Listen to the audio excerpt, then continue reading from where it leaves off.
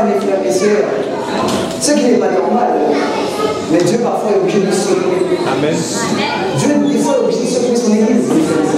Alors qu'elle est dans sa présence, n'est-ce pas, on requiert une attitude, d'accord, un comportement qui est tout à fait normal, n'est-ce pas, on a envie de le glorifier, on a envie de le célébrer, et on est dans la joie. Qui est dans la joie ce soir?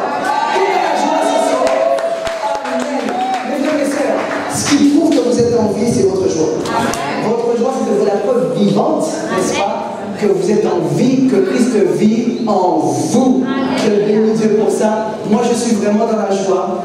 Et je suis heureux, je vous assure. Je suis heureux pas à cause de ce que j'ai matériellement, mais à cause de ce que j'ai spirituellement. Je suis heureux parce que Christ vit en moi, un point, et c'est tout. Et je veux vous communiquer tout ça. Je veux vraiment être contagieux ce soir. Pour propager cela, n'est-ce pas? Que vous puissiez vraiment recevoir cette joie et que vous soyez heureux, quelles que soient les circonstances, quel que soit ce que vous traversez. Amen. Parce que votre joie ne dépend pas de tout cela, mais dépend uniquement du fait que Christ vit en vous, en nous. Alléluia. Et ça, c'est un sujet de gloire et un sujet de joie. Donc je bénis vraiment le Seigneur pour ça. Amen. Alléluia.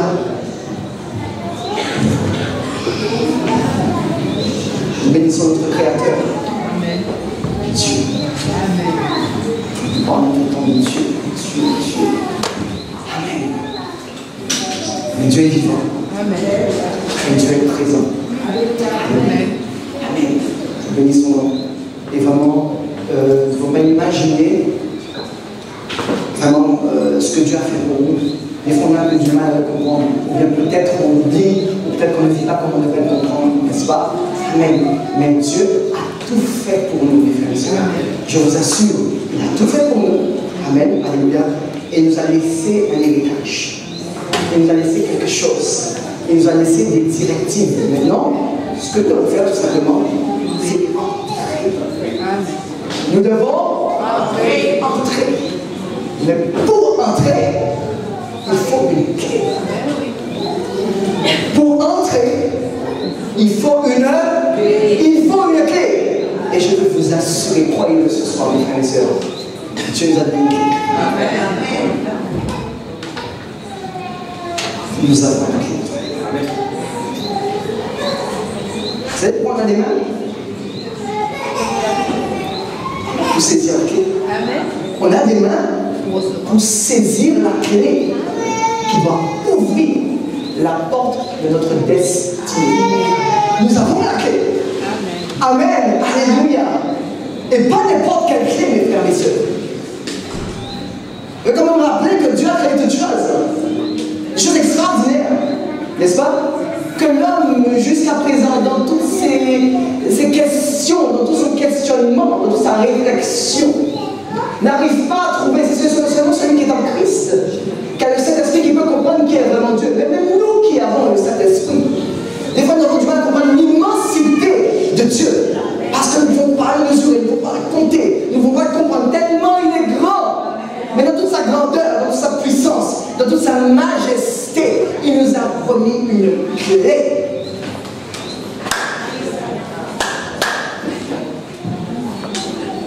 Est-ce que tu peux saisir la clé? Est-ce que tu peux saisir la clé ce soir? Est-ce que tu peux saisir cette clé?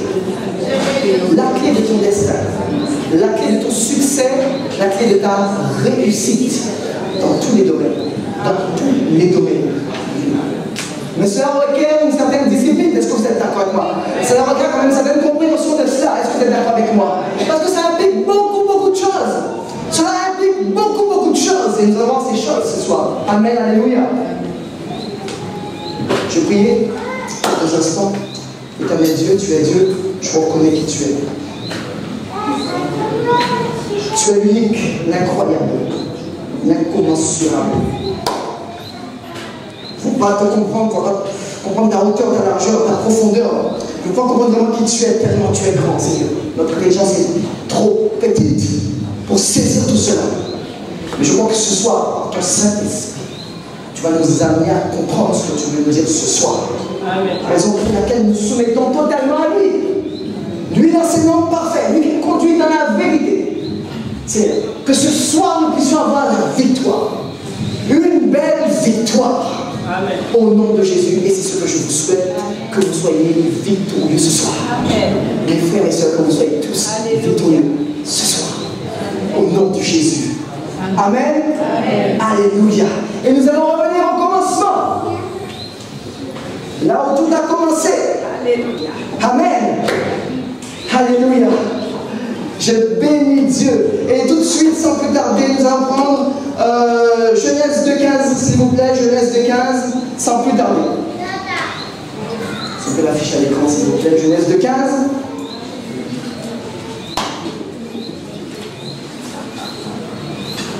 Amen. Alléluia. Gloire à Dieu. Alléluia. Gloire à Dieu. Amen.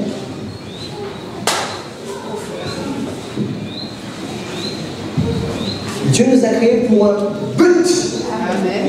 Vous qui êtes tous là, vous êtes nés de nouveau pour un but. Amen.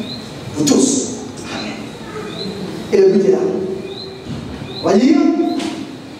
L'Éternel Dieu prit l'homme et le plaça dans le jardin d'Éden pour le cultiver et pour le garder. Voilà la clé. Voilà la clé. Vous êtes nés de nouveau. C'est ça. Pourquoi? Pour cultiver et pour garder le jardin que Dieu vous a confié. Amen. Amen.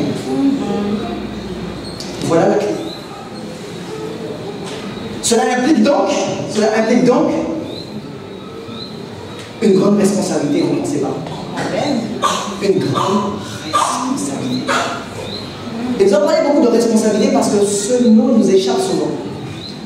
Nous n'aimons pas la responsabilité, bien souvent. Des fois, nous la fuyons. Amen. Alors que la responsabilité a pour but de nous conduire vers notre destinée. Est-ce que tu peux me donner 3 fois Amen, s'il te plaît? Amen. Amen. Donc, ce que Dieu te demande aujourd'hui, là où il t'a placé, parce que le jardin est un lieu. Le jardin est un lieu. Est-ce que vous êtes d'accord avec moi? Amen. Le jardin est un lieu. Donc, là où il t'a placé, n'est-ce pas, que ce soit dans l'église, amen, que ce soit dans ton mariage, que ce soit dans ton entreprise, dans ta famille, avec tes enfants, dans ta carrière, dans ton ministère, n'est-ce pas? Dieu te demande aujourd'hui de cultiver et de garder tout cela. Amen. C'est très très important. C'est très très important. Amen. Ta vie a une importance pour Dieu. Ton mariage a une importance pour Dieu. Amen. Alléluia. Tes enfants ont une importance pour Dieu. Amen. Ton travail, ton business, peu importe, ta carrière, alléluia, ton ministère, l'église, tout ça a une importance capitale. Amen. Mais Dieu te demande ce soir que tu puisses cultiver et garder. Son introduction toujours. Amen. Cultiver donc, qu'est-ce que c'est? Cultiver en hébreu, abad, qui veut dire travailler et servir. Donc Dieu te demande de travailler. Ça veut dire que quand tu as ton mariage, tes enfants, ton entreprise, l'église, ton ministère, peu importe là où tu as placé, quel que soit ton jardin, celui qui t'a confié, qu'est-ce que tu dois faire? Tu dois travailler. Cela implique que tu travailles.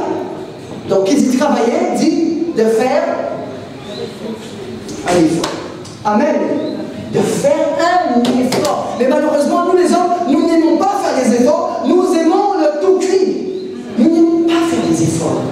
Alléluia. C'est pour ça que nous préférons croire en ce Dieu miséricordieux qui fait tout pour nous à notre place. Et puis nous, on est là comme ça, à se tourner les pouces. C'est de là qu'est né l'esprit de religiosité.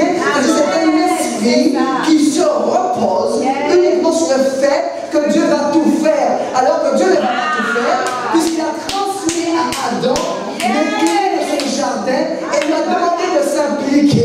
en lui demandant quoi? De cultiver et de garder. Tu peux dire 3 fois Amen si tu es d'accord avec la lecture, avec cette parole. Amen. Donc cultiver, tu dois travailler. Et qui dit travailler, c'est servir aussi. Amen. Alléluia. Et je crois que nous sommes heureux de servir, n'est-ce pas? L'homme est né pour travailler. Nous sommes nés pour travailler. Alors que cela soit ton avantage, c'est la raison pour laquelle il dit que celui qui ne travaille pas ne mange pas non plus. Parce que s'il ne cultive pas ses pommes de terre, il ne mangera pas des frites. Il ne mangera pas. Si tu ne cultives pas, donc ça veut dire que si tu ne travailles pas, il dit celui qui ne travaille pas ne mange pas. Donc pour manger, il faut que tu travailles. Sinon, tu ne vas pas vivre, tu vas mourir. Alléluia. Donc tu dois travailler et servir. Tu peux répéter, travailler et servir. Amen, gloire à Dieu. Et ensuite, qu'est-ce qu'il dit de garder? En hébreu, ça veut dire shamas. Garder, ça veut dire tenir, avoir la charge de veiller, observer, préserver, protéger, faire attention et prendre soin.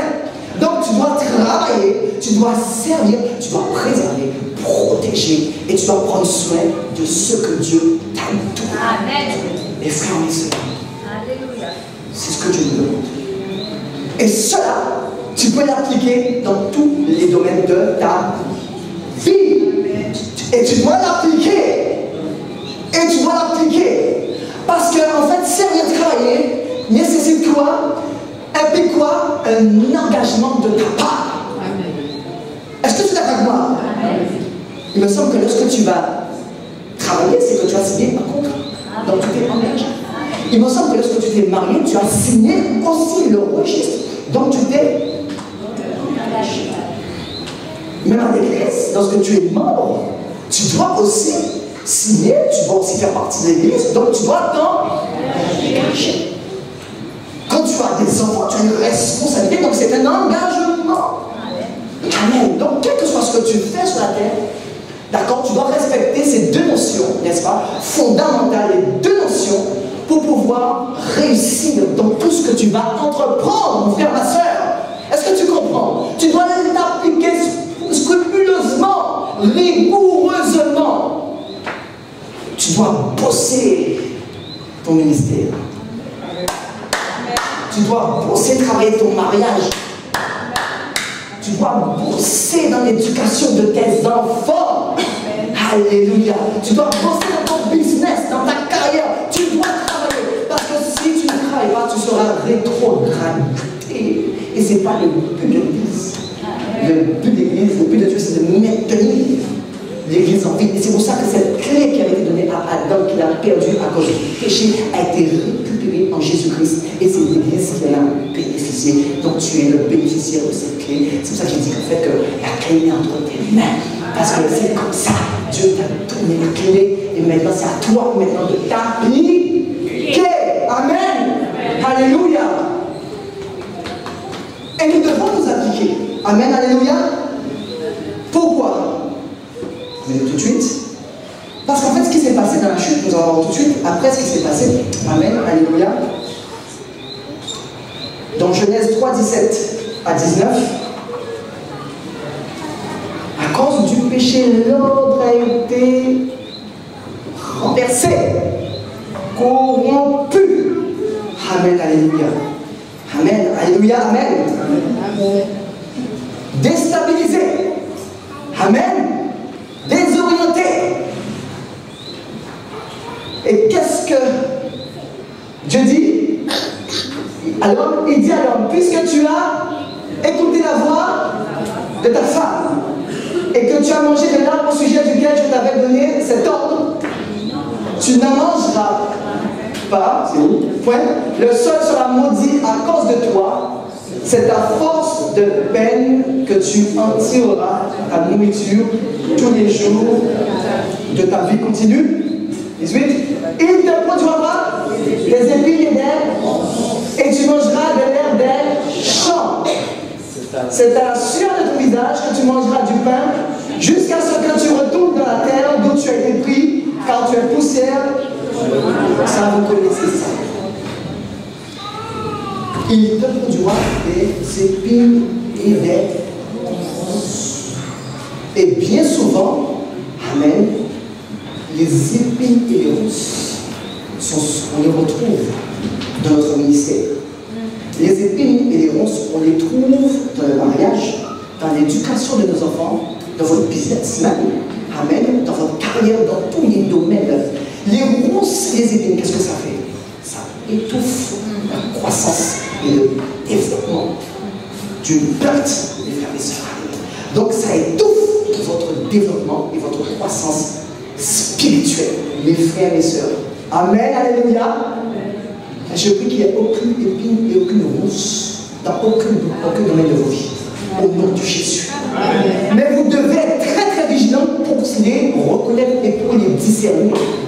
Parce qu'elles sont souvent là, elles sont souvent présentes. Alléluia. Mais n'avons pas suffisamment de discernement. C'est pour ça qu'il dit préserve. Fais attention. Observe. Prends soin. Protège. Protège de quoi? Protéger tes épines et tes ronces.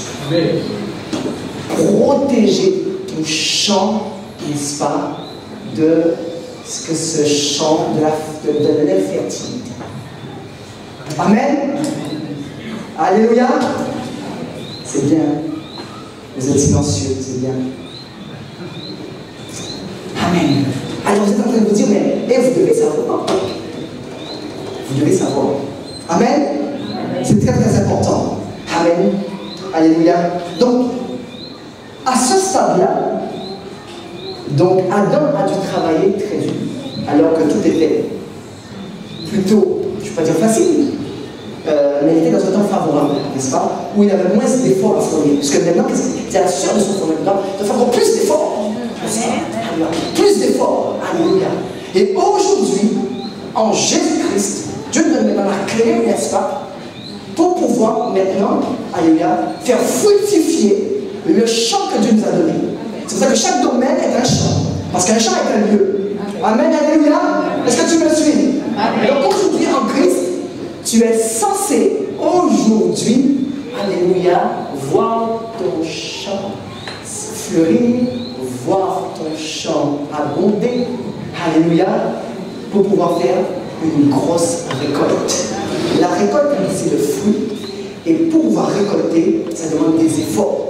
Donc, bien sûr, aujourd'hui, nous avons des efforts à faire, mais il faut les faire pour atteindre notre destinée. Amen, alléluia. On avance. On va quitter l'introduction. Amen.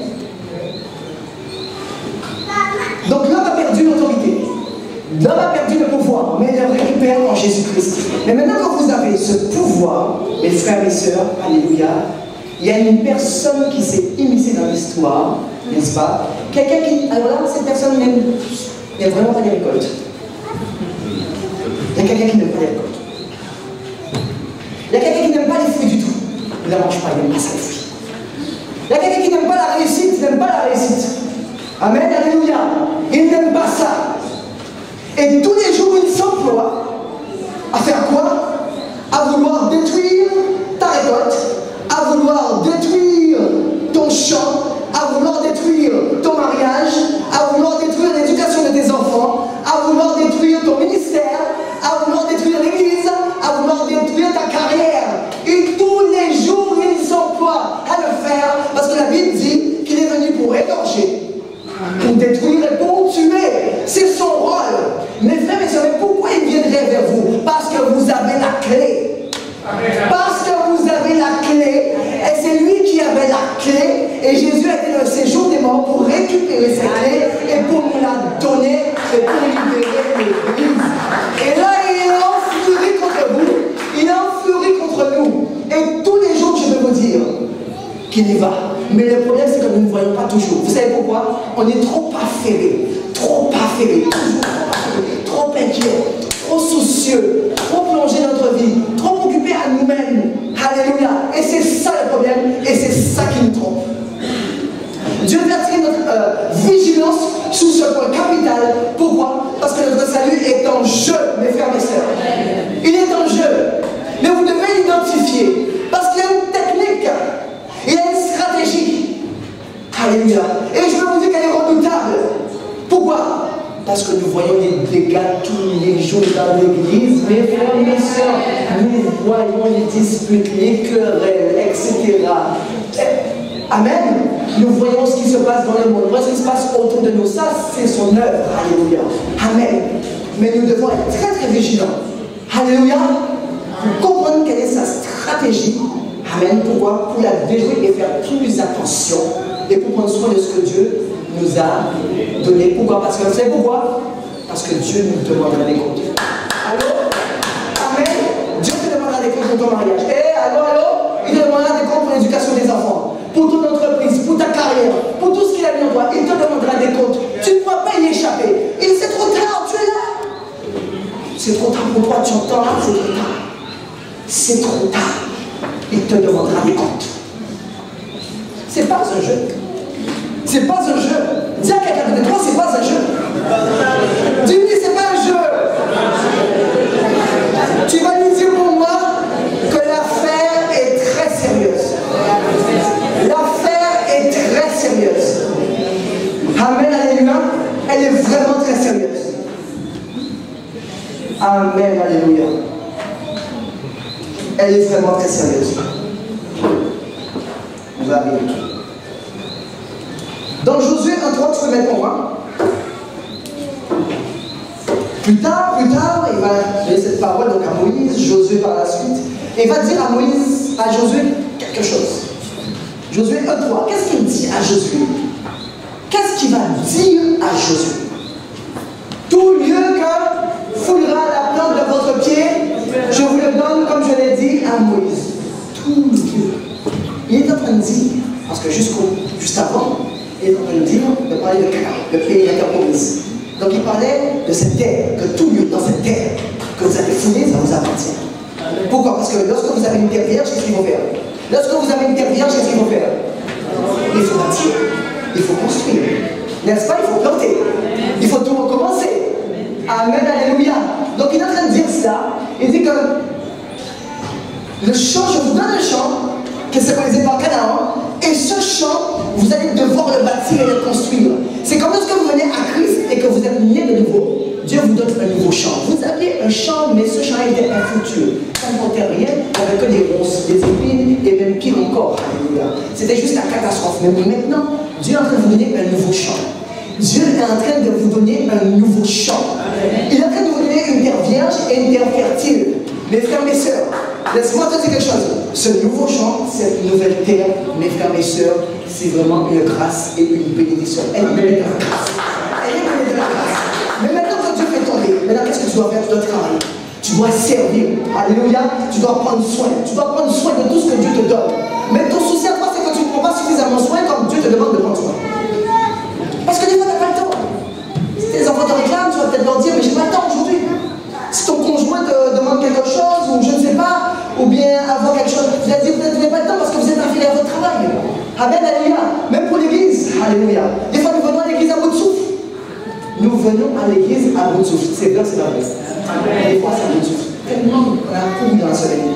Tellement ça a été difficile. N'est-ce pas? On arrive à bout de souffle. En attendant que Dieu nous relève. En attendant que Dieu nous restaure. Mes frères, mes soeurs, ne soyons pas faibles. Mais soyons forts. Par l'esprit. Par l'esprit, soyons forts. Par l'esprit, que tu sois fort. Alléluia. Pourquoi? Parce que ta vie spirituelle est vraiment l'élément fondamental de ta destinée. C'est ce qui déclenche le tout. C'est-à-dire que ta vie spirituelle, quand tu la mets en avant, ta relation avec Dieu, quand tu la mets en avant, ça déclenche tout. Ça tire tout. Alléluia. Donc ça, c'est très important. C'est ce que tu dois mettre en avant. Mon frère, ma soeur. Amen, alléluia.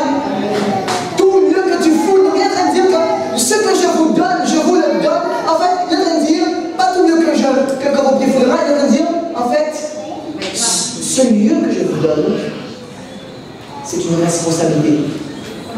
C'est une grosse responsabilité. Est-ce que tu peux dire avec moi, grosse responsabilité? Mes frères, mes soeurs, nous avons une grosse responsabilité sur les épaules. Elle est énorme, mes frères, mes soeurs, non seulement pour notre propre vie, et pour toutes les personnes que nous allons rencontrer. Amen. Pour toutes les personnes à qui nous avons parlé de Christ, elle est importante. La responsabilité. Responsabilité. Je sais que c'est un mot qu'on préfère qu'il soit étranger. À cause du manque d'effort. Mais vous allez voir maintenant le manque d'effort, là où ça nous conduit. Là où le manque, peut-être, écoutez, juste un peu d'effort peut-être. Mais vous devez faire quand même un effort. Mais pas n'importe quel effort. Amen. Un effort bien particulier. Nous avons cet effort-là, ce qu'il faut faire. Et vous allez voir, nous allons comprendre maintenant qu'est-ce que Dieu veut dire par rapport à ça. Amen. Donc Dieu a mis un beau chant. Il est juste magnifique. Alléluia. Et le mot chant ou Dieu, c'est à peu près la même chose. Un chanteur, c'est à peu près la même chose. Chorion en grec. Amen, alléluia. Alors que s'est-il passé? Nous allons prendre tout de suite Matthieu 13, 24 à 30. Matthieu 13, 24 à 30. On peut y aller. Il leur proposa une autre parabole. Et il dit, le royaume, vous lisez pas avec moi, le royaume des cieux est semblable à un homme qui a semé une bonne semence dans son champ. Mais, pendant que les gens dormaient, son ennemi vint, sema le livret parmi le blé et sans la balle. Lorsque l'herbe eut poussé et donné du fruit, l'ivraie parut aussi. Les serviteurs du maître de la maison vinrent lui dire, Seigneur, n'as-tu pas semé une bonne semence dans ton champ? D'où vient donc qu'il y a de l'ivraie? Il leur répondit, c'est un ennemi qui a fait ça. Et les serviteurs lui dirent, veux-tu que nous allions l'arracher? Non, dit-il, de peur qu'en arrachant l'ivraie, vous ne déraciniez en même temps le blé. Laissez croître ensemble l'un et l'autre jusqu'à la moisson. Et à l'époque de la moisson, je dirais aux moissonneurs, arrachez d'abord l'ivraie et liez la bergère ou la brûler, mais amassez le blé dans mon grenier. Continue. C'est tout? Jusqu'à quand? Amen, alléluia. En fait, nous avons l'explication de ce verset, de cette parole au verset 34, mais en fait, ce que j'ai reçu complètement différent. Et là, c'est très intéressant. Tu peux remettre pour moi, s'il te plaît, le verset 25, s'il te plaît. La chose la plus importante, elle est là. On peut dire, mais pendant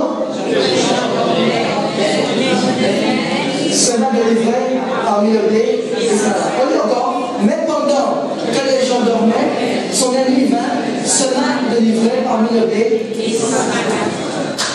Voilà la chose. Pendant que les gens dormaient. Apparemment, voilà les gens qui voulaient le semer, et on les récolte. Bien.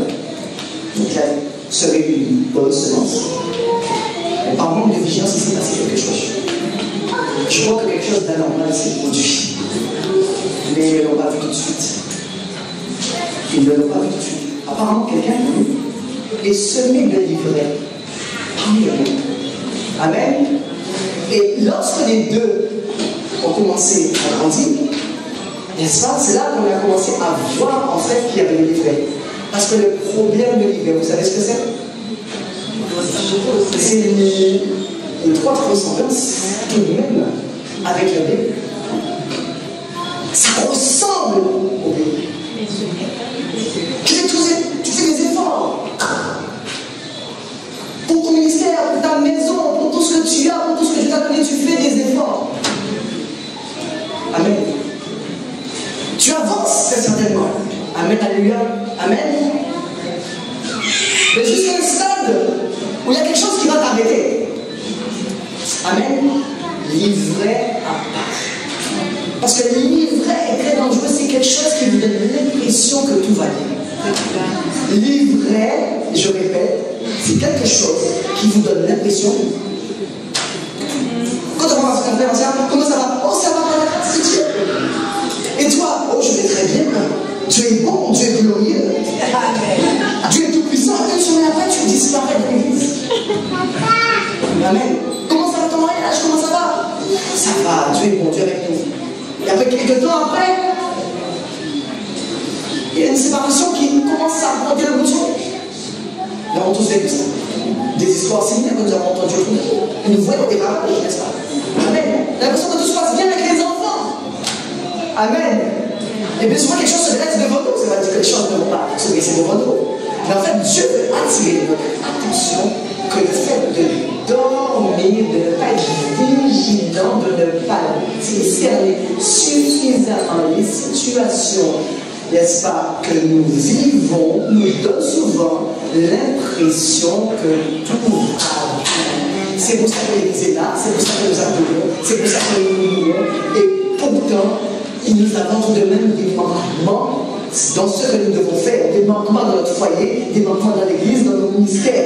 Et ça, c'est très important. C'est pour ça qu'il est important de toujours se remettre en caisse. C'est ça la chose. Nous ne remettons pas suffisamment en question. Suis-je en responsabilité? Est-ce que j'ai bien fait? Papa, il y a une soeur qui a quitté l'Église.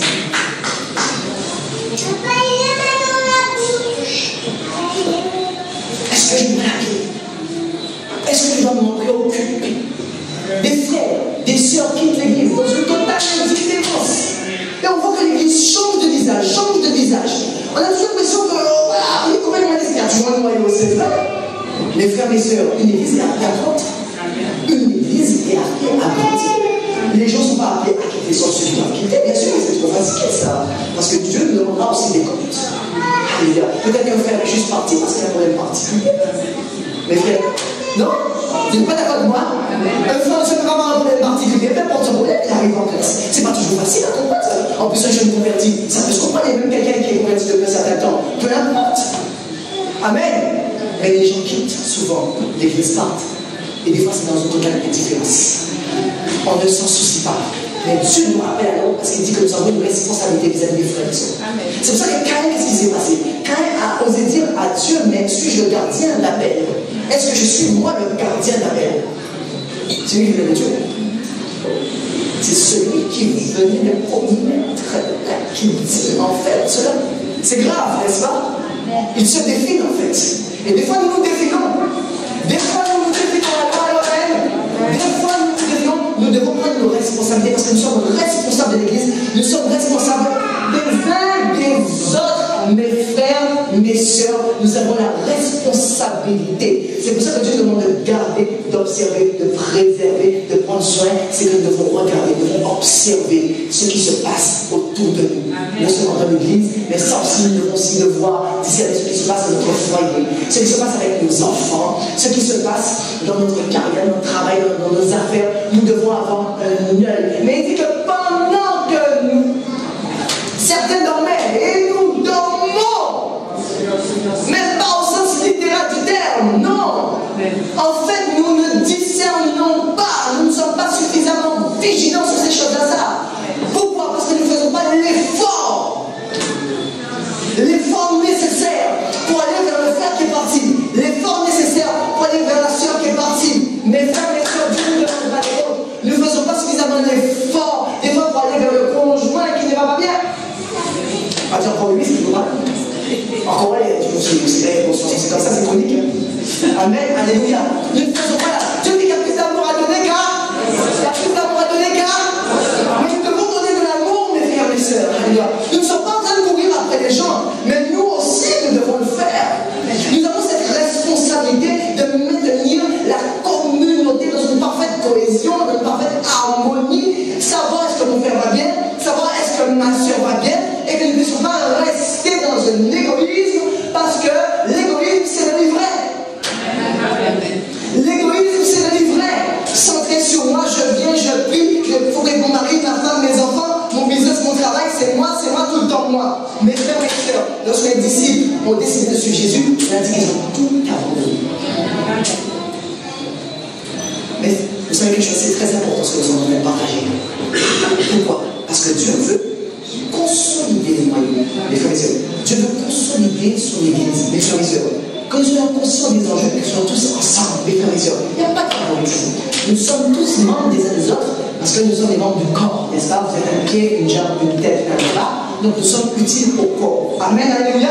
Nous sommes utiles. Nous sommes membres des uns des autres. Amen. S'il y en a un qui tombe, l'autre peut le relever. C'est ça la puissance de la communauté. C'est pour ça que l'Église de Christ est amenée à être victorieuse sur toutes choses. La clé nous a été donnée, ce n'est pas juste pour nous que nous puissions vivre les bénédictions de notre coin, mais c'est la clé qui est donnée à l'Église et c'est toute l'Église qui doit en bénéficier. C'est pourquoi l'Église, lorsqu'elle est née, elle est devenue une communauté de prière, parce que tous se réunissent à la prière, elle est devenue une communauté de bien, parce que tous mirent en commun ce qu'ils avaient. Alléluia, amen. Ça veut dire que ta maison ne t'appartient pas, ça veut dire que tout ce que tu as ne t'appartient pas. Vous savez pourquoi? Parce que finalement, nous sommes venus sans rien et nous allons partir sans rien. C'est pour ça que finalement, qu'est-ce que Dieu dit? C'est lui le propriétaire et nous, qu'est-ce qu'il nous confie? L'intendance, la gestion, l'administration de ces biens, mais rien ne nous appartient. Mes frères et sœurs, pourquoi?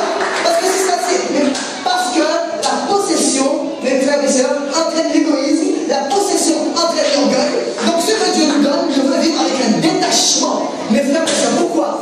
Alléluia. Lorsque quelqu'un gère une entreprise ne lui appartient pas ça. Elle peut lui appartenir. Mais il y a des employés. D'accord? Alléluia. Donc les employés vont faire fructifier l'entreprise. L'entreprise n'appartient pas aux salariés, même si elles font l'entreprise, même si ça ne leur appartient pas. N'est-ce pas? Amen. Est-ce que vous êtes d'accord avec moi? Donc ça veut dire que dans cette circonstance, il y a un propriétaire et il y a un gestionnaire. Le propriétaire, c'est Dieu et il restera toujours Dieu. Maintenant, il nous confie les clés. Amen. Ça veut dire que ta femme n'est pas à toi. Ça veut dire que tes enfants ne sont pas à toi. Ça veut dire que ta maison n'est pas à toi. Ta voiture n'est pas à toi. L'église n'est pas à toi. Tout ce que tu as ne t'appartient pas. Mais tu dois vivre avec ce détachement. Parce que si tu ne vis pas avec ce détachement, je crains que ça va être très compliqué pour toi par la suite. Alléluia. Exactement comme on a dit que l'ivraie maintenant grandit avec le blé jusqu'à un stade où l'église se forme. Et souvent, l'orgueil est dissimulé. C'est pour ça que, en fait, l'orgueil est très touché. La possession entraîne l'orgueil. C'est pour ça que Dieu est le plan de Dieu. Le plan de Dieu. Donc, ta voiture ne t'appartient pas. Rien ne t'appartient. Vous avez vu que Christ, c'est le soir. Écoutez, il allait. Qu'est-ce qu'il faisait Jésus? Il mangeait. Oui ou non? Il faisait se déplacer la pierre. Non, oui ou non? Amen. Il avait un toit, mais ce n'était pas sa maison. Il avait un caveau, ce n'était pas son caveau. Pourtant, Jésus, c'est Jésus. Mais frères et sœurs, Jésus, c'est Jésus. Mais tout l'or et l'argent lui appartiennent. Mais quel détachement! Mais quel détachement! Pourquoi? Parce qu'il utilisait les choses seulement lorsqu'il en avait besoin. Tandis que nous nous collectionnons, tandis que nous nous emmagasinons, nous stockons parce que ça satisfait notre égoïsme, notre orgueil. Mais quel vrai! Mais quel vrai! Mais quel vrai! Mais quel vrai! Nous devons vivre, je vous assure. Votre contentement, tout ça, ça ne vous appartient pas. Ça appartient à Dieu.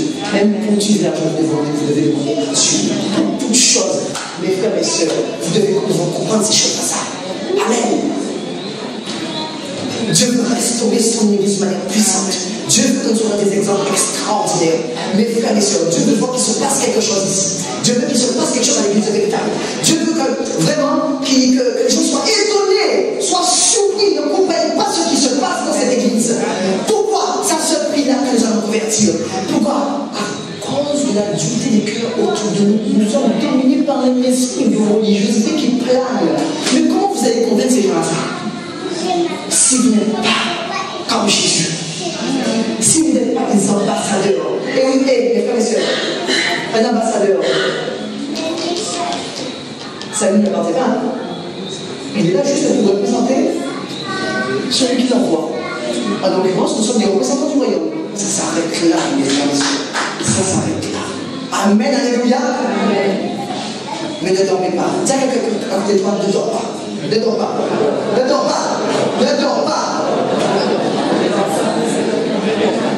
Parce que le problème du diable, de Satan, il est rusé. Il est malin. Si vous n'êtes pas rempli du Saint-Esprit, si vous n'êtes pas debout, il va vous tourner en gire. Il va se servir de vous et il va vous manipuler. C'est ce qu'on appelle des chrétiens charnels. Ce sont des chrétiens qui sont manipulés par le diable. Ils viennent à l'église, oui, ils nous adorent, oui, mais pas en esprit, mais ils sont quand même là. Ils sont présents. Ils ne font pas de fruits, mais ils sont quand même là. Ils sont présents, mes frères et sœurs. Et en fait, ce sont des marionnettes entre les mains du diable. Comme ça. Alors que celui qui est rempli d'esprit, celui qui est rempli de vie, il sait, connaît, sait qui il est, sait où il doit aller. Alors que ce soir, tu saches vraiment là où tu dois aller. Que le champ que Dieu t'a donné, qu'il puisse prospérer, qu'il puisse multiplier au nom de Jésus-Christ. Amen. Alléluia.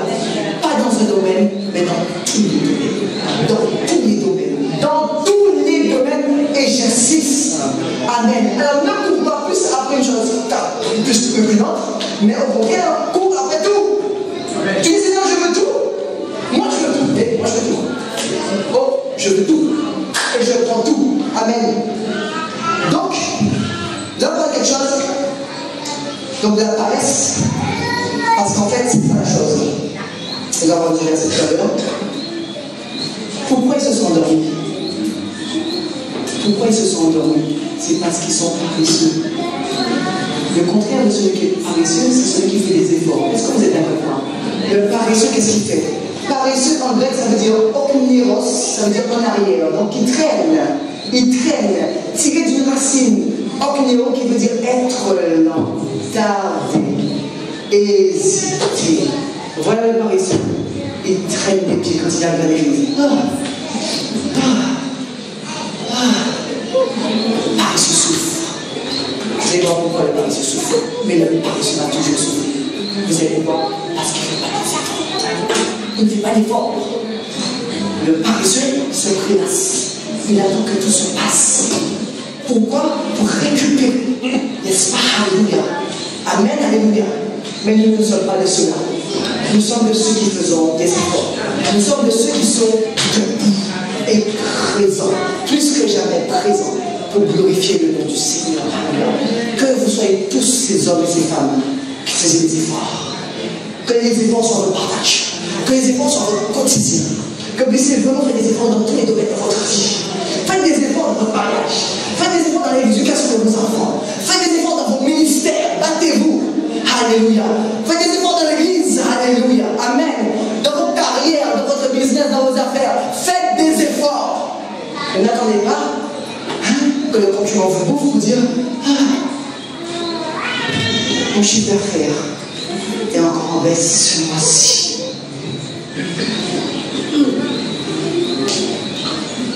En ce moment, c'est ce que je vois. Les entreprises ne vont pas bien. En fait, moi, écoutez, c'est bizarre, on n'est pas que de crise. On n'est pas que de crise qui ne vont pas bien. Alors, où sont celles qui fonctionnent? Où sont celles qui fonctionnent? Vous avez une responsabilité. Vous avez une responsabilité. N'est-ce pas? Vous avez la responsabilité de monter votre business. Vous avez la responsabilité de vous. Vous avez la responsabilité de montrer que vous êtes en Jésus. Vous savez cette responsabilité? Vous avez une expérience.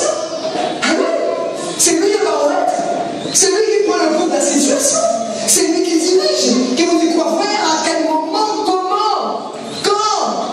C'est lui. Et on appelle comment l'esprit de force. On appelle l'esprit de force. Alors même si avant, tu avais l'habitude de traîner les pieds, mais maintenant que tu as reçu l'esprit de force, maintenant c'est lui qui donne la force pour faire les efforts nécessaires.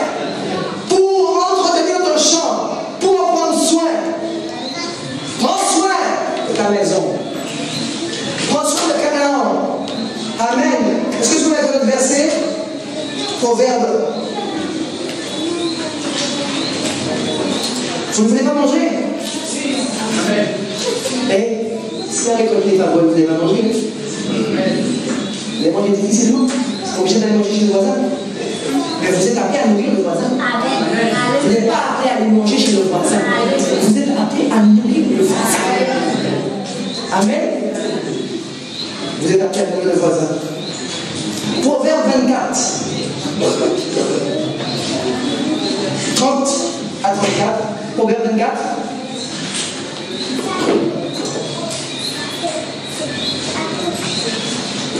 Voilà le chant du paresseux. C'est pas joli. et sœurs. Croyez-le déjà. Et la foi, croyez-le. Amen. Croyez-le.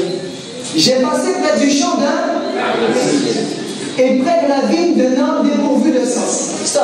Apparemment, un paresseux, c'est un insensé. Mais l'insensé, c'est le contraire de celui qui est sage. Celui qui est sage, c'est celui qui est juste. Donc le paresseux n'est pas juste. Il est qui le paresseux? Le paresseux n'est pas juste. Il n'est pas justifié, il n'est pas bête. Le paresseux n'est pas conforme.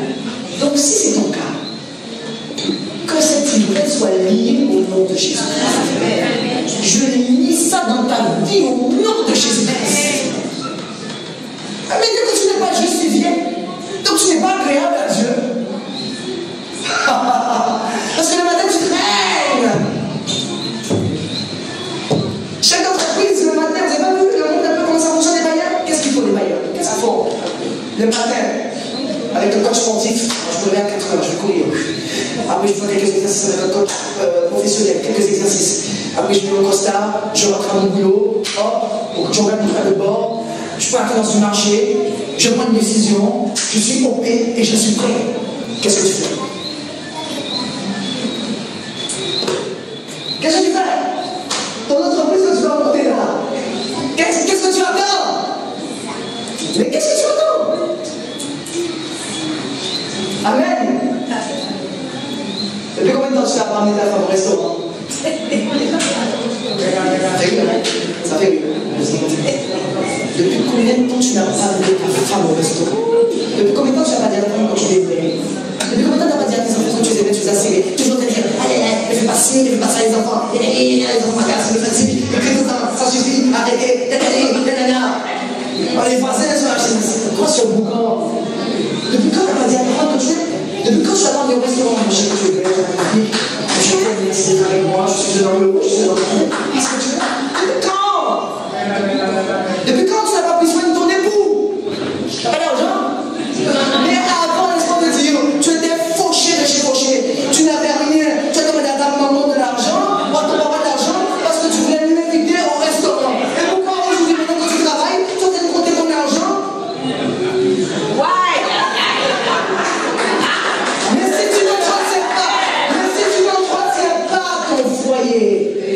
Si tu n'entretiens pas le champ, si tu ne le cultives pas, mes frères, mes soeurs, il ne donnera pas de fruits.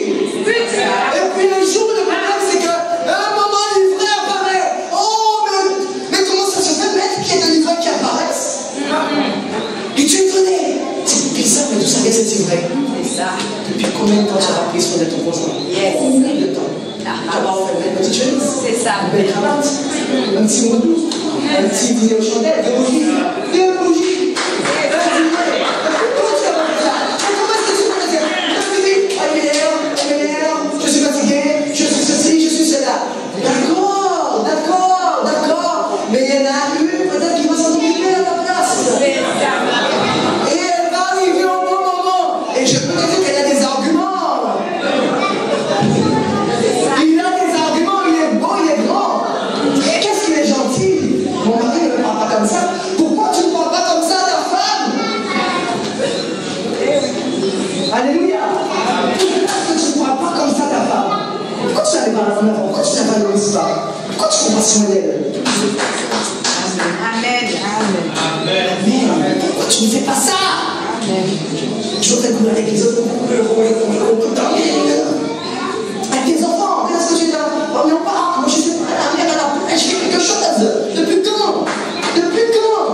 Non, je suis dépassé. D'accord. Tout le monde est dépassé, tout le monde est occupé. Mais voilà la paresse. Ça, c'est le. Vous savez pourquoi? Le paresseux se cherche des excuses. Il se trouve toujours. Il se dit, oh, il y a un lion dans la rue, je ne peux pas y aller. Tu as vu un lion dans la rue? Je ne peux pas y aller, les paresseux. Parce qu'il y a rien de faire, donc c'est une prétexte. C'est important, mes frères et sœurs. Et le foyer, c'est l'exhalation. Mais si votre foyer. Mais frères et sœurs, quel exemple, quel témoignage? Ne me faites pas le coup que mon mari n'est pas en Christ. Ne me famille n'est pas en Christ. Ma famille n'est pas en Christ. Tu es une femme, tu es un mari, tu construis ton mari. Et d'ailleurs, ça vous gagnez par ta conduite. Parce que je crois qu'un petit dîner, un petit cadeau, ça fait toujours du bien. Amen. Amen ou pas? L'amour a son langage. L'amour a son langage. Pratiquez le langage de l'amour. Amen. Alléluia. On dit que les hommes sont toujours mauvais. Les femmes sont toujours mauvaises. Mais personne ne fait rien. Mais qui va se décider à se lever? Paresseux. Voilà la paresse. Moi, comme ça ne marche pas, ça ne marche pas. J'ai pas encore commencé, j'ai pas encore ci, j'ai pas encore ça. Mais en attendant, tu peux acheter un bouquin ou pas? Tu as un business, tu as mis un tas de ton cœur. Est-ce que tu peux acheter un bouquin? Juste un bouquin. Commence par lire le sujet. Commence par lire le domaine. Écoutez, sur Amazon, ça coûte 30 €. J'ai acheté tellement de bouquins pour la déposition. Et j'ai soif de bouquins, il faut que je les lise. Et, oh, même ça prend de l'argent. Mais commence par bouquin. Commence par Internet. Qui n'a pas Internet aujourd'hui?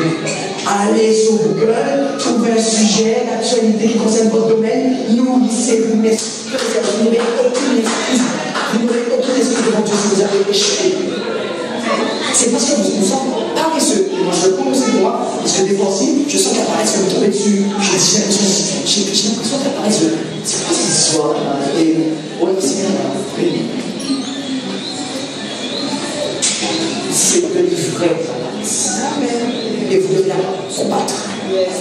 Tant que vous êtes sauvé, tant que vous êtes vivant, vous devez y aller. Et même pas quand vous avez 75 ans, les femmes et sœurs, peut-être ça. Peut-être que ça a 75 ans, 80 ans, et alors, vous savez pas. Vous n'avez pas du crochet. Vous pouvez faire du crochet. Je n'ai pas dit que vous pouvez faire du crochet. Mais ce que je veux vous dire, c'est que vous avez un talent et que Dieu vous a donné un champ et une responsabilité. Maintenant, ce que vous devez faire, vous avez l'Esprit de Dieu qui vit en vous. Il a mis en vous des rêves. Qu'est-ce que vous attendez? Qu'est-ce que vous attendez? Amen.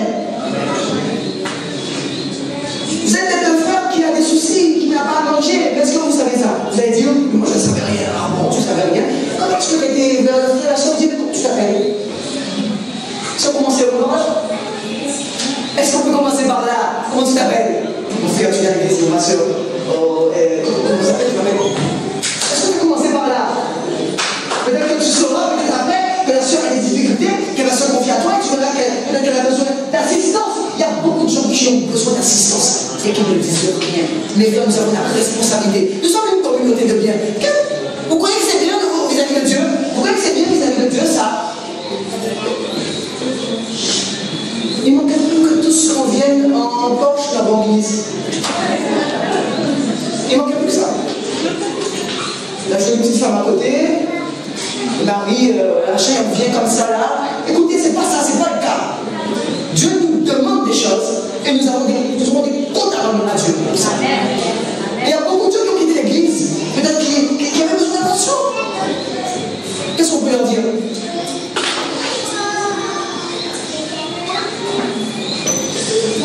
On va prendre les gens rendez-vous, on va vous poser des questions pour savoir quand est-ce que vous avez quand est-ce que vous avez emmené votre femme au restaurant. Moi, quand je vais vous prendre rendez-vous, je vais noter ça.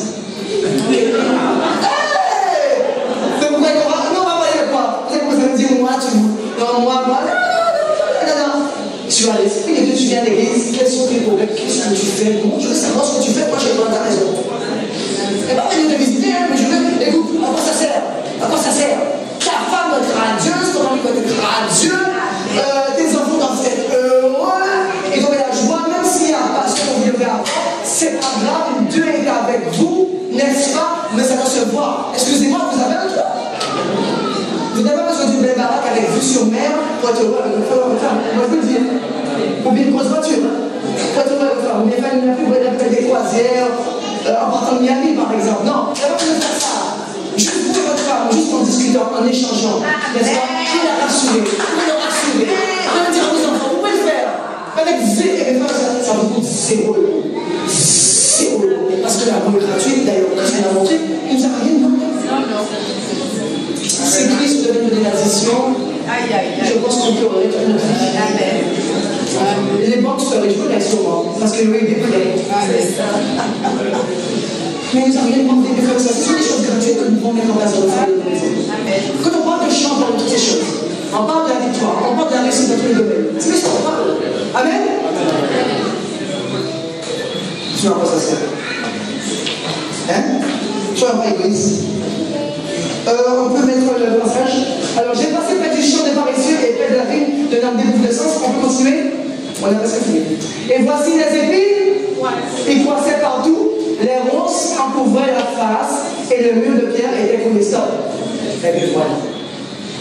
Ce qu'on a dit, le paresseux. Voilà le tragique destin du paresseux. Il y a des ronces sur sa tête. Il y a des ronces sur lui. Il y a des ronces dans sa maison. Et il ne le voit pas.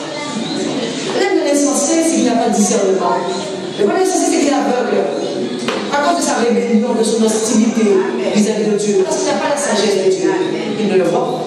Il ne verra jamais. Il y a des ronces, au contraire, il va se justifier. Il va se justifier. Le paresseux insensé, c'est quelqu'un qui se justifie toujours. Qui a toujours raison, qui va toujours trouver quelque chose à dire. Mais le sage, il s'humilie. Il comprend qu'il a fait les erreurs. Il comprend là où il va progresser. Parce qu'il aime Dieu. Et qu'il veut plaire à Dieu. Il a compris la notion d'esprit d'excellence.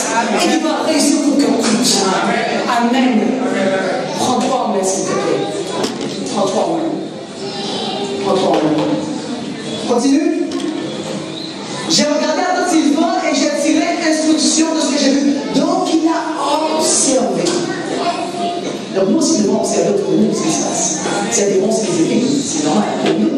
Notre cœur, alléluia, parce que le chant aussi, c'est aussi notre cœur. Amen. Donc nous devons aussi nous préserver de tout cela. Nous devons nous préserver des pensées.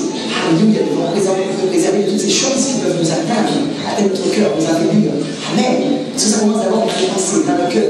Le cœur, ça nous fait tout après. Parce que lorsque le cœur est affaibli, l'âme est affaiblie. Après l'âme, malheureusement, c'est contagieux et ça contamine et ça pourrit l'entreprise et ça pourrit le foyer et ça pourrit tout et ça pourrit l'église et ça pourrit tout autour de lui. Mais nous ne sommes pas de cela. Je vous dis ça, c'est moi que je dis. Je pense que Dieu vous avez compris. Je suis en train de dire que nous devons être vigilants. D'accord? Et prendre soin de ce que Dieu nous a donné. Pour voir maintenant là où nous sommes, pour accueillir notre cœur, qu'est-ce que je ne fais pas? Qu'est-ce que je devrais faire? Amen. Pour que mon chant soit magnifique. Mes frères et sœurs, le jardin d'Éden était magnifique. Le jardin d'Éden à Lodji était juste une splendeur. Mes frères et sœurs, il y avait des pierres précieuses, il y avait tout, il y avait des fruits en abondance. Il n'y avait rien à faire, il y avait juste à cueillir, à manger, à entretenir, à travailler. Dieu venait, mes frères, mes sœurs. Parce que, vous savez pourquoi? Le jardin était dans l'ordre. Et Dieu aime l'ordre. Donc il vient quand il y avait l'ordre. S'il n'y a pas d'ordre dans la maison, il n'y a pas. Par dessus, il y a toujours des ordres chez lui. Mais dans le jardin, il y avait de l'ordre. Donc il venait voir Adam. Et qu'est-ce qu'il savait? Que tout était en ordre. Et que tout était à sa place. Et Dieu prenait plaisir. Il disait, mais Adam, mais où es-tu? Mon cher Adam, mon fils bien-aimé, mais où es-tu? Je t'en prie, mais où es-tu? Mais c'est ce qu'il veut te dire aussi. Mon frère, ma soeur, il veut dire, mais où es-tu? Je veux te parler. Mais il faut dans l'ordre. Il te faudra un beau chant. Si ton chant est là, il ne viendra pas, il va dire, mais c'est quoi ça? Mais c'est quoi ce désastre? Vous avez envie d'aller dans un endroit comme ça? De poubelle, ou tout est enfoui, machin, etc. Non, c'est une image, c'est une image. Amen. Alléluia. Alors que votre chant soit en ordre. Amen. On peut continuer? Donc il a réfléchi. Et c'était quoi? Un peu d'assaut, un peu croisé. Mais qu'est-ce qu'il a dit? Est-ce qu'il a dit beaucoup de choses? Un peu. Pourquoi? Parce qu'il suffit juste d'un peu de vin. Il faut fermer toute la pâte. Juste tout de vin. Les frères et sœurs, nous sommes dans un contexte très particulier. Nous sommes dans un contexte spirituel très particulier. Malheureusement, nous les chrétiens ne prenons pas conscience de ces choses-là. Les frères et sœurs, ça ne reconnaît. Ce n'est pas un jeu, c'est très sérieux. Il y aura de votre salut, il y aura de votre réussite.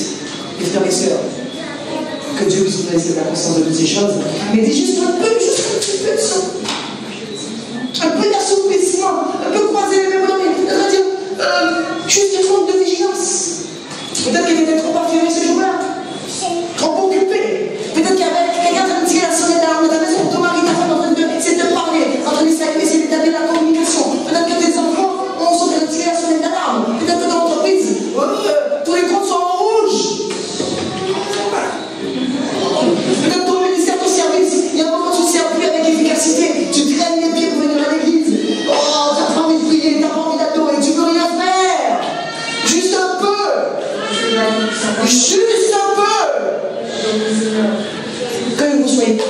vigilants au nom de Jésus-Christ.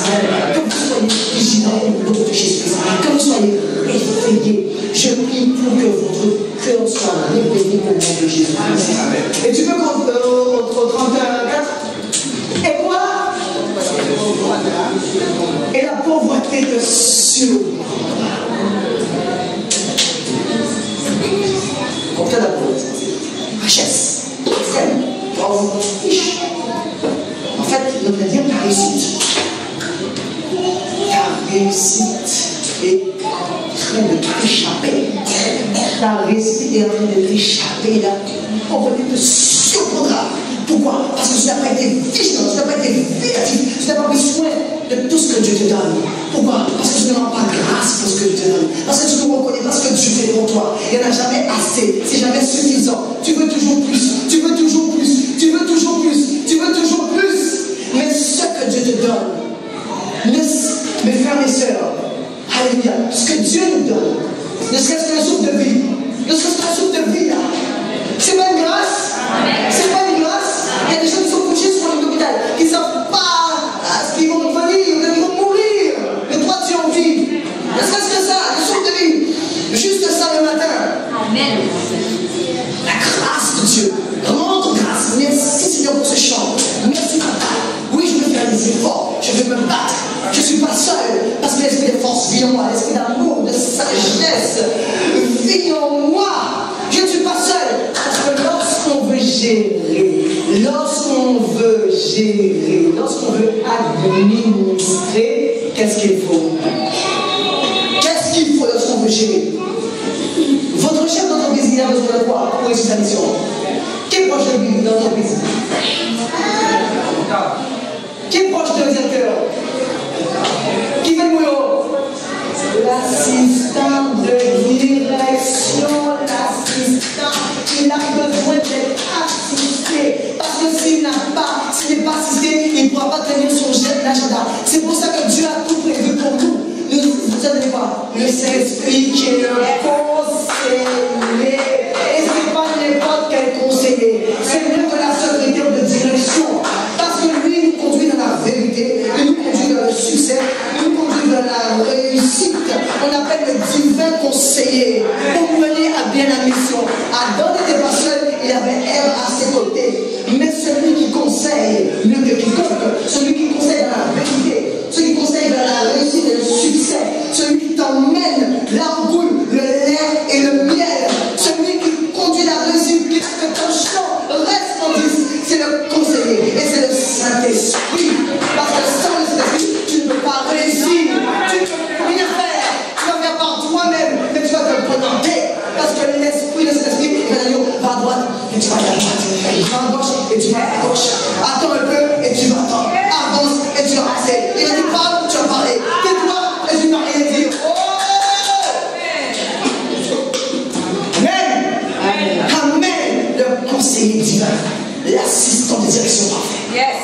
Mes frères et sœurs, l'assistant parfait. Cet esprit, qu'est-ce que je fais aujourd'hui? Cet esprit. Mes frères et sœurs, le directeur, qu'est-ce qu'il fait? Il n'a pas sa secrétaire. La secrétaire vient. Il n'a pas la secrétaire. Qu'est-ce qu'il a fait aujourd'hui? Vous avez rendez-vous à 9h avec. N'est-ce pas? Ensuite, vous avez une affaire avec un. Amen. Après, vous avez un voyage à la fin de la semaine. Alléluia. Il déroule. Qui fait qu'il peut anticiper, il peut s'organiser. Parce que quand tu vas dire à l'homme de dominer, ça veut dire organiser. Donc, le dîner, c'est un organisateur parfait. Oh, il n'y a pas de faille dans l'organisation. Alléluia. Tu as besoin d'une directive pour ton couple, tu as besoin d'une directive pour tes enfants, pour ton entreprise, pour ton ministère. Le divin conseiller, l'assistant de direction.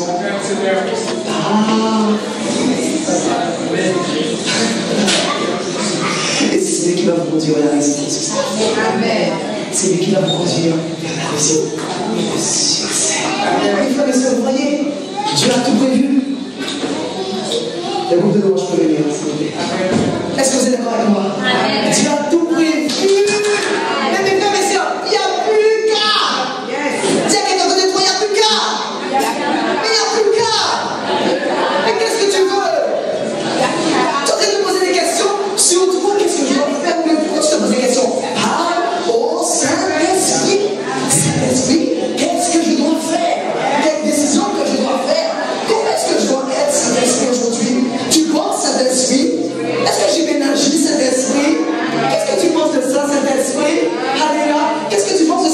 Est-ce que j'ai bien fait? Est-ce que j'ai bien dit? Le divin conseiller qui vient construire toute la vérité. Alors tu te demandes, de te poser la question.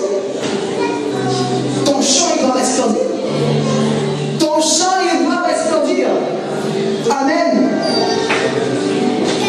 L'église doit resplendir. La vision doit resplendir. La vérité doit resplendir.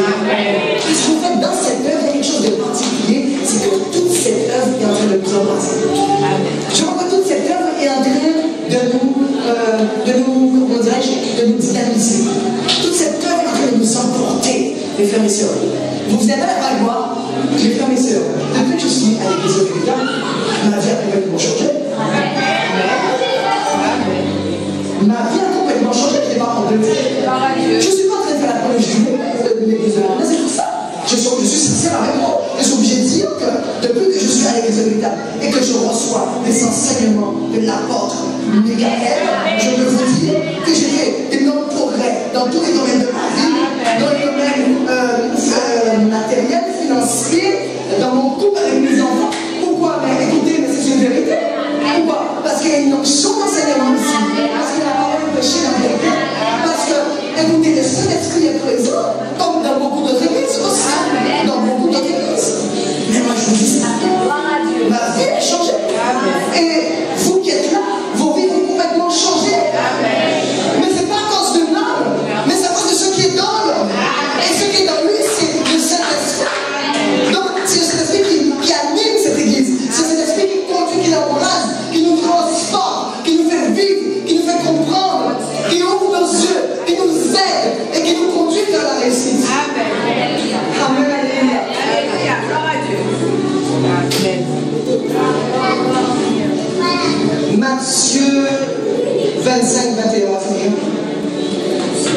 On va finir sur ça. Matthieu 25, 21, on va finir après le chant. Matthieu 25, 21, on va conclure. Son maître lui dit, c'est bien, bon et fidèle serviteur. Tu as été fidèle en peu de, je te confierai beaucoup. Entre dans la joie. C'est ce qui vous est destiné. Nous sommes dans un camp d'entraînement. Cette église, nous sommes en train de s'exercer. C'est un camp de champions. Amen. Pourquoi? Nous voulons entendre Dieu nous dire cela. Je ne sais pas pour toi, mon frère. Je n'entends pas. Je ne sais pas pour toi, ma soeur. Est-ce que tu as envie que Dieu te dise, c'est bien, bon et fidèle serviteur? Parce que tu as pris soin de tes champions. Tu as pris soin de ce que je t'ai donné. Et maintenant que tu arrives dans le ciel, maintenant je vais te confier autre chose. C'est ça notre motivation. Est-ce que c'est ta motivation? Tu peux te mettre debout. Est-ce que c'est ta motivation?